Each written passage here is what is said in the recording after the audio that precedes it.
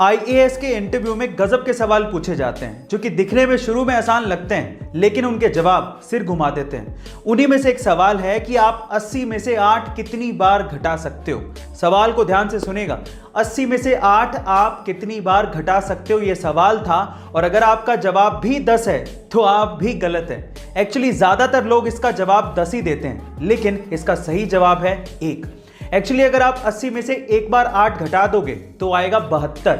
अब अगली बार 8 आपको 72 से घटाना है, 80 से नहीं। इसलिए 80 में से 8 आप एक ही बार घटा सकते हो। गाइस, आपको ये इंटरेस्टिंग सवाल कैसा लगा कमेंट सेक्शन में जरूर लिखिएगा। कभी कभार किसी को कोई चीज फ्री में या किस्मत से या बिना मेहनत के मिल जाती है तो वो उसकी वैल्यू नहीं करता, बाद में वो उसे गवा देता है और फिर पछताता है। उसी में से एक चीज है पैसा, जिसे अगर आप मेहनत से कमाओगे तभी आप उसकी कीमत समझ पाओगे।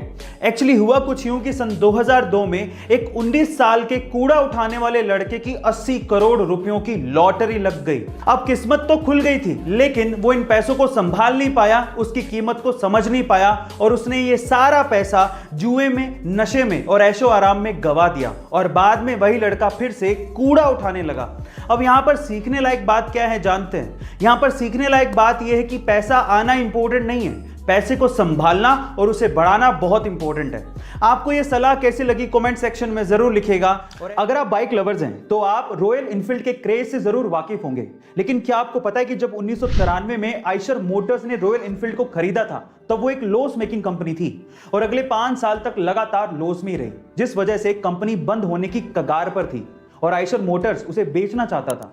लेकिन तब के एमडी सिद्धार्थ लाल, जो कि खुद बाइक्स के बहुत बड़े शौकीन थे, उन्होंने बोर्ड ऑफ डायरेक्टर से एक और चांस मांगा और उसके बाद रॉयल एनफील्ड में कुछ मॉडिफिकेशंस किए और खुद से कई 100 किलोमीटर इंडिया में रॉयल एनफील्ड से घूमे ताकि इंडिया में बाइक्स का क्रेज फिर से शुरू किया जा सके।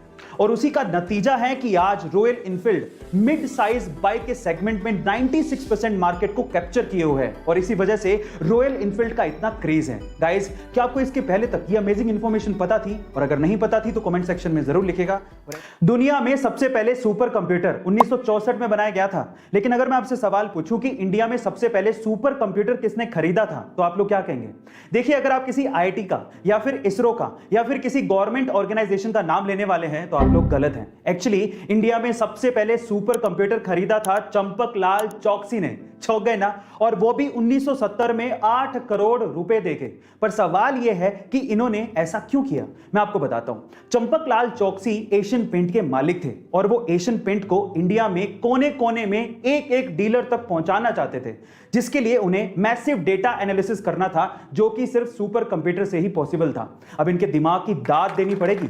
इन्होंने सुपर कंप्यूटर 1970 में खरीदा, तब जब कोई कंप्यूटर का नाम तक ढंग से लेना नहीं जानता था। गाइस, क्या आपको इसके पहले तक की इंफॉर्मेशन पता थी? और अगर नहीं तो कमेंट सेक्शन में जरूर लिखिएगा। और ऐसे अमेजिंग वीडियोस के लिए शेयर, सब्सक्राइब एंड लाइक। मिलता है अगली वीडियो में।